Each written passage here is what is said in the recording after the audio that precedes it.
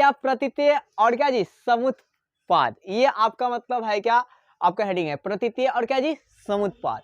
तो प्रतीतीय का अर्थ क्या होता है, इसके होने से है, क्या होता है जी, इसके होने से है।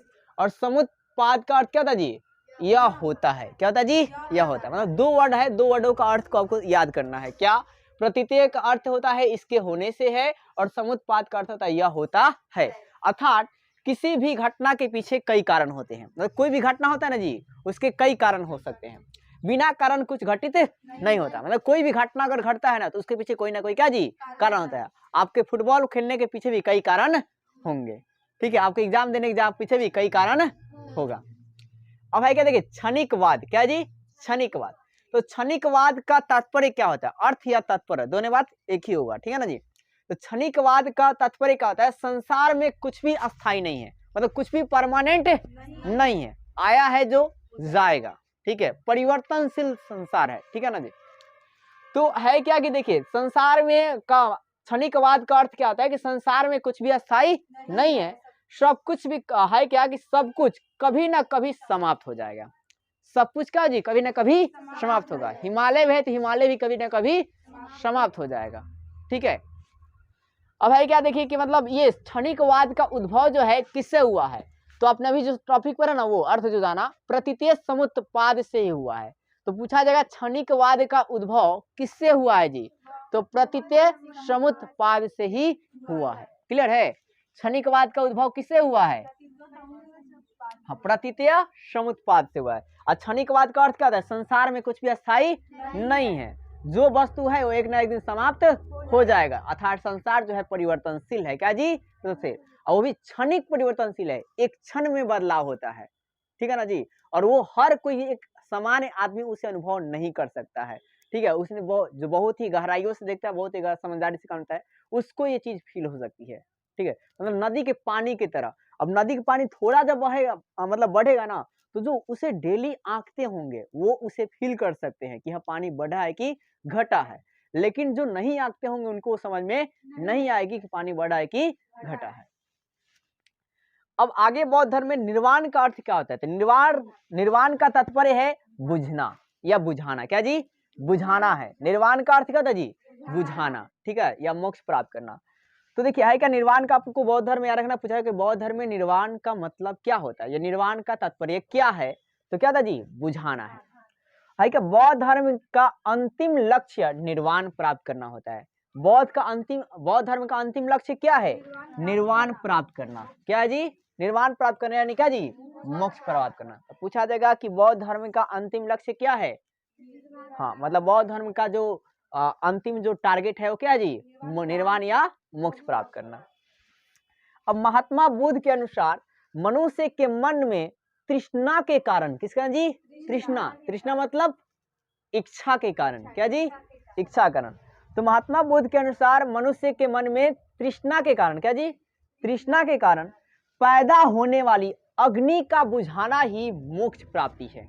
मतलब इच्छाओं को बुझाना ही क्या जी, मोक्ष प्राप्ति है। जो आपके अंदर इच्छाएं है ना, उस इच्छाओं को ही अग्नि की तरह उसे बुझा दीजिए, ठीक है, तो आपको क्या जी, मोक्ष मिल जाएगा। क्या होगा जी, मोक्ष मिल जाएगा। आपको इच्छा नहीं होना चाहिए कि हाँ मुझे मतलब बड़ा बड़ा सूट चाहिए, मुझे बड़ा बड़ा मतलब कपड़े चाहिए, ये सारी इच्छाएं नहीं होने चाहिए।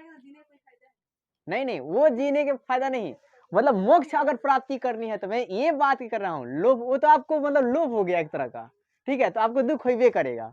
अब आपको मतलब अब कहेगी भाई साहब कि क्या बोलते हैं हमको मतलब पापा जी से 10,000 रुपये चाहबे करिए, इच्छा 10,000 दे ही दीजिए और नहीं मिलेगा तो आपको मतलब अंदर ही अंदर गुस्सा आएगा कि अपने दीदी को मिल गया मेरे को नहीं मिला, समझे, तो वहां पर वो इरिटेट होने लगेगा आप।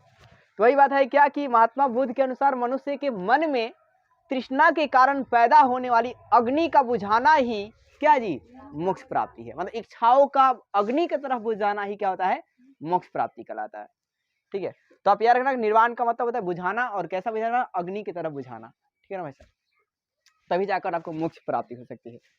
अब देखिए है क्या, आत्मावलंबन, क्या जी, आत्मा, हाँ या आत्म अवलंबन, ठीक है ना, आप ऐसे बोल सकते हैं आत्म अवलंबन।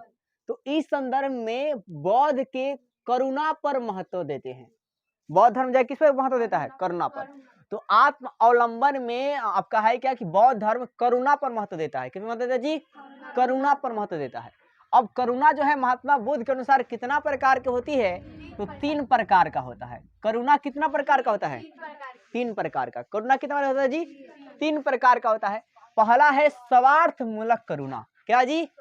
स्वार्थ मूलक करुणा। ठीक है, जैसे कि माता की पुत्र के प्रति करुणा, मतलब माता जो होती है ना पुत्र से बहुत ज्यादा प्यार करती है एक स्वार्थ से कि हाँ वो मेरा पुत्र है।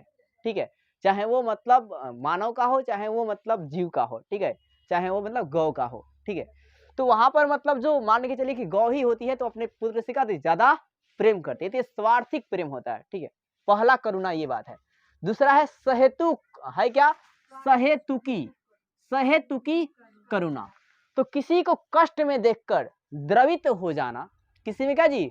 कष्ट में देखकर क्या होगा? द्रवित हो जाना। द्रवित मतलब ना जी, मतलब आप पिघल जाते हैं, नॉर्मल हो जाते हैं। ठीक है ना, या आपके आंख में भी आंसू आ जाते हैं।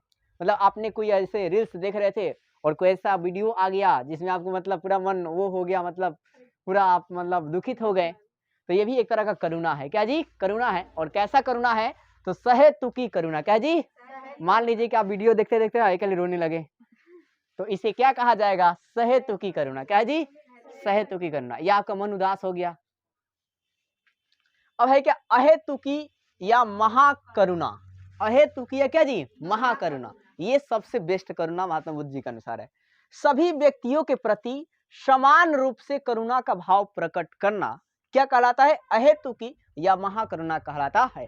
चाहे वो कोई भी हो, चाहे भाई हो, चाहे बहन हो, चाहे वो गौ हो, या चाहे कोई जीव हो, या आपके राज्य का हो या दूसरे राज्य का हो, चाहे हिंदू हो या मुस्लिम या सिखाई हो, किसी भी धर्म या जाति का हो, उसे एक समान करुणा अगर आप प्रकट करते हैं तो आप समझिए कि मतलब एक आपको मोक्ष की प्राप्ति हो चुकी है। मतलब ऐसा आपके विचार मन में आएगा तब।